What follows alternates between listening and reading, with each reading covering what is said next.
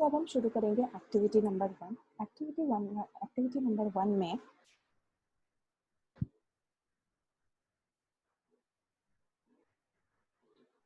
Magnesium की ribbon लेना है।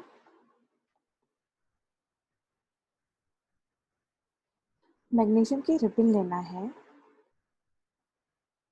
3 से 4 सेंटीमीटर की।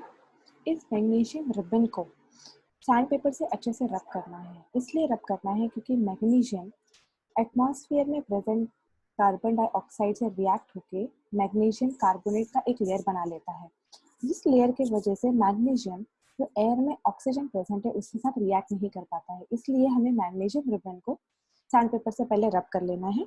जब ये मैग्नीशियम रिबन हम स्पिरिट लैम्प के अंदर बर्न करते हैं एयर के साथ, क्योंकि एयर में ऑक्सीजन प्रेजेंट होता है, तो हमें क्या मिलता है? Magnesium oxide. ये मैग्नीशियम ऑक्साइड जो फॉर्म होता है वो वाइट कलर का पाउडर होता है। ठीक है, अब हम देखेंगे एक्टिविटी नंबर 2। एक्टिविटी नंबर 2 में हमने ले लिया लेड नाइट्रेट सॉल्यूशन। इस लेड नाइट्रेट सॉल्यूशन को हमें ऐड करना है पोटेशियम आयोडाइड सॉल्यूशन में। ठीक है, तो यहाँ पोटेशियम नाइट्रेट फॉर्म होगा और लेड आयोडाइड फॉर्म होगा। क्या फॉर्म होगा?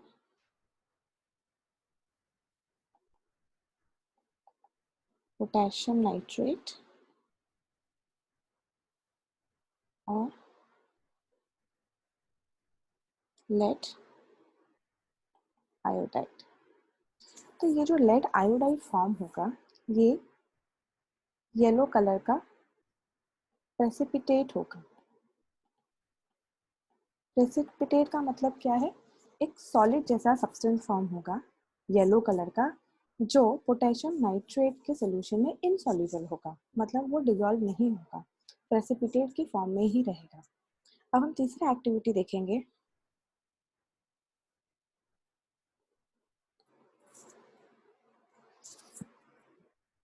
हमें जिंक के ग्रैन्यूल्स लेने हैं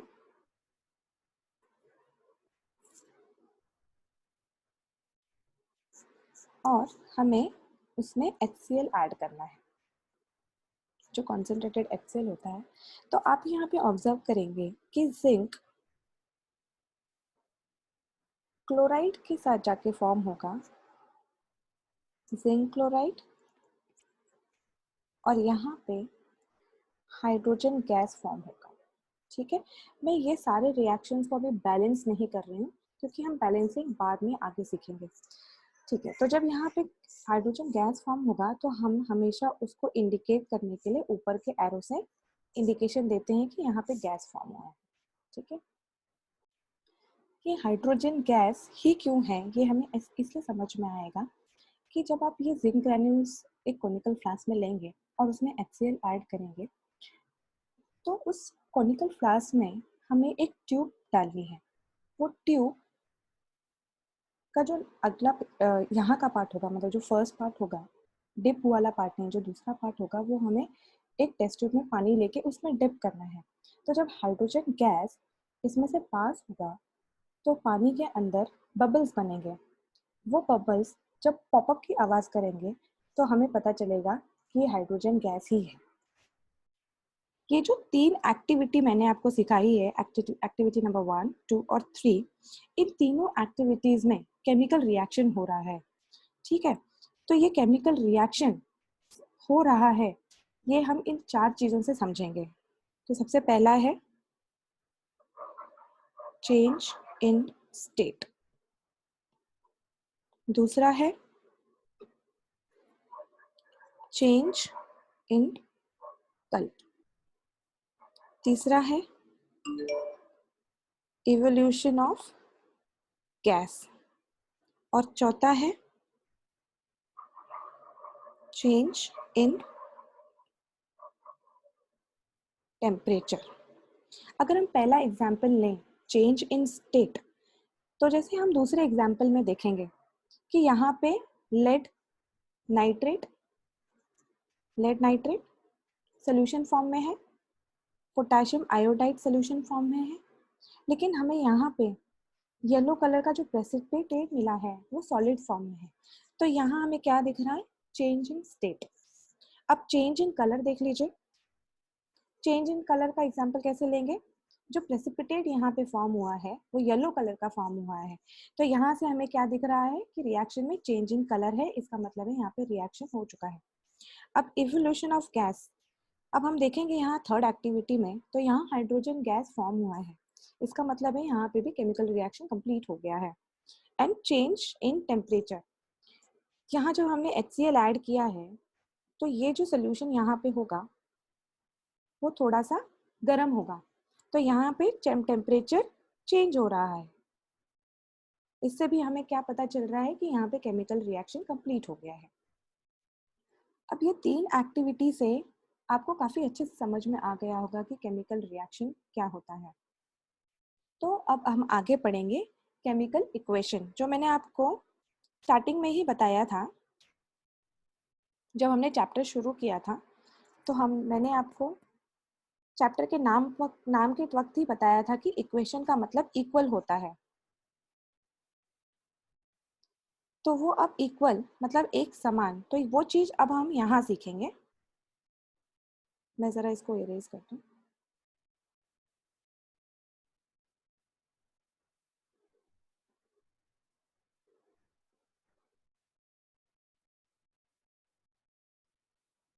ठीक है, केमिकल इक्वेशन।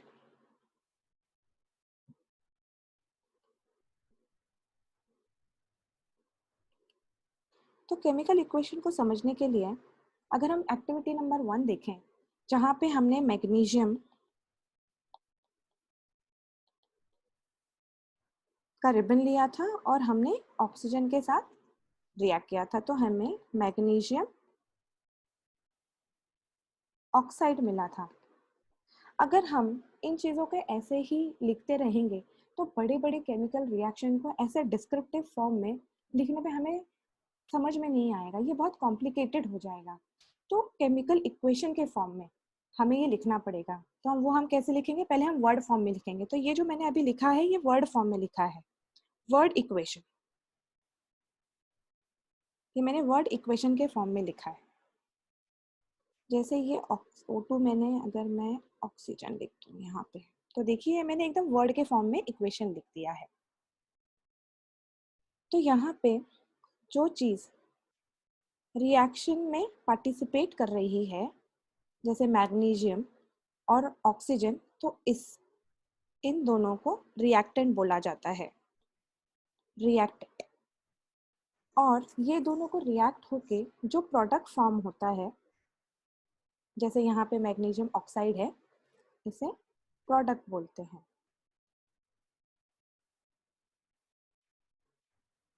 तो इस केमिकल इक्वेशन में ये एरो से हम बताते हैं कि इक्वेशन इस तरफ को जा रहा है। इस वर्ड इक्वेशन में रिएक्टेंट हमेशा लेफ्ट हैंड साइड में लिखा जाता है और उससे जो न्यू सब्सटेंस बनता है जो कि प्रोडक्ट है वो हमेशा राइट हैंड साइड में लिखा जाता है। तो अब आपने यहाँ पे देखा कि केमिकल इक्वेशन को वर्ड इक्वेशन में कैसा लिखा जाता है, पर ये वर्ड इक्वेशन में इस तरह मैग्नीशियम प्लस ऑक्सीजन, जिससे कि मैग्नीशियम ऑक्साइड फॉर्म होगा, इससे भी हमें बहुत कॉम्प्लिकेशन होगा जैसे जैसे केमिकल रिएक्शन आपके बड़े होंगे। तो इसको और अच्छे से लिखने के लिए कि और छोटे में हम कितना कंसाइज, कितना छोटा लिखकर मोर इंफॉर्मेटिव बना सकें, इसके लिए हमें केमिकल इक्वेशन सीखना होगा।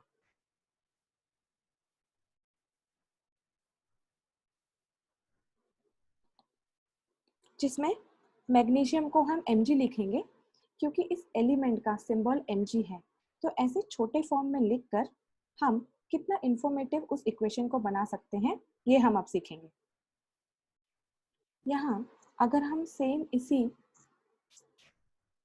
फॉर्मूला को लें और यहाँ पे ऐसे लिखें Mg प्लस O2 MgO। ठीक है, तो ये एकदम छोटे में लिखा हुआ और हमें ज़्यादा इंफॉर्मेशन देता है। अगर आप इस रिएक्शन को देखें तो आपको देख के लगता है कि ये इक्वेशन समान है, मतलब इक्वल है।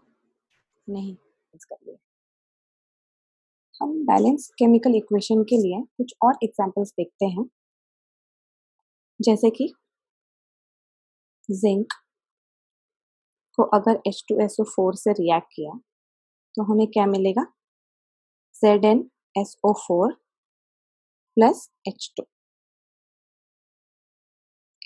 जो गैस के फॉर्म में होगा। तो अब हम इसको देखते हैं कि ये इक्वेशन बैलेंस्ड है कि नहीं। तो पहले हम क्या करेंगे, सारे एलिमेंट्स इस तरफ लिख लेंगे।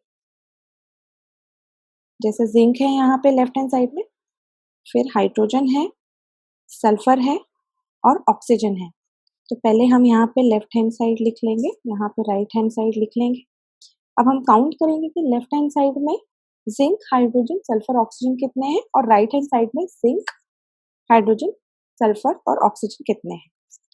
तो लेफ्ट हैंड साइड में जिंक कितना है, 1, हाइड्रोजन कितना है, 2, सल्फर कितना है, 1, ऑक्सीजन कितना है, 4। अब हम राइट साइड में देखेंगे, जिंक कितना है, 1, हाइड्रोजन कितना है, 2, सल्फर कितना है, 1 और ऑक्सीजन कितना है यहाँ पे, 4। तो जब लेफ्ट हैंड साइड और राइट हैंड साइड को अब हम यहाँ देखेंगे तो हमें दिख रहा है कि दोनों जगह इक्वल नंबर ऑफ एटम्स हैं। इसका मतलब है हमारा ये केमिकल रिएक्शन, केमिकल इक्वेशन एकदम बैलेंस्ड है। हम एक और एग्जांपल देखेंगे, Fe plus H2O, Fe3O4 plus H2। अब आप देखिए ये इक्वेशन बैलेंस्ड है नहीं, तो हम सीखेंगे कि इसको बैलेंस कैसे करना है। तो स्टेप नंबर 1, सारे एलिमेंट्स के पास और सब्सटेंस के पास से बॉक्स बना लीजिए।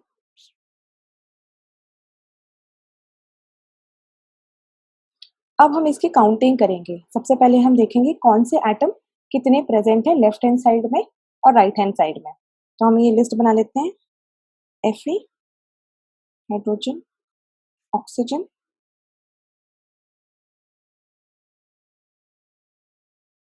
Left hand side, right hand side.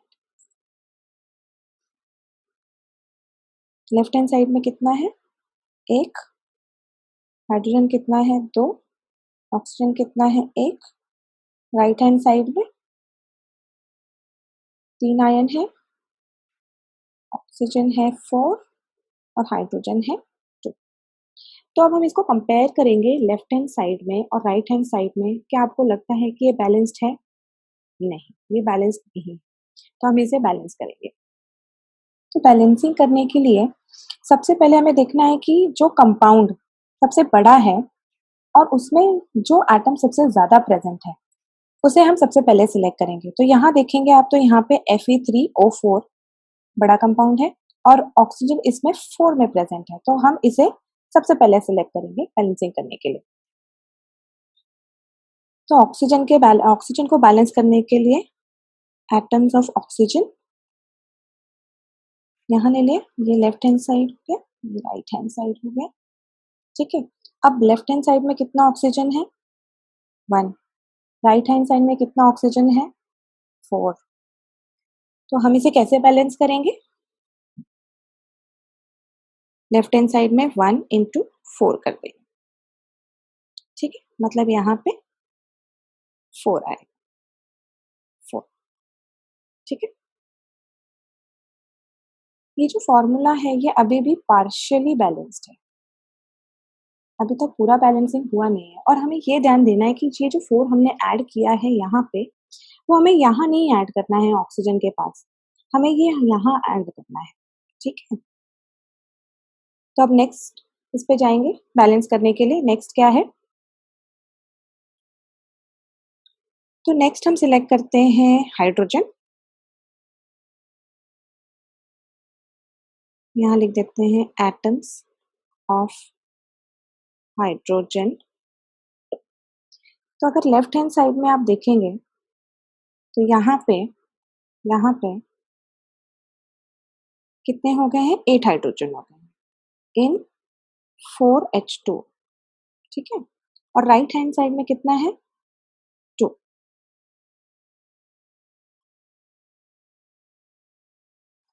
तो अब हम इसे कैसे बैलेंस करेंगे? अगर यहाँ पे 8 है, 8 है, यहाँ पे 2 ही है, तो 2 4 ज़ा 8, तो यहाँ पे आ जाएगा 2, सॉरी यहाँ पे आ जाएगा 4,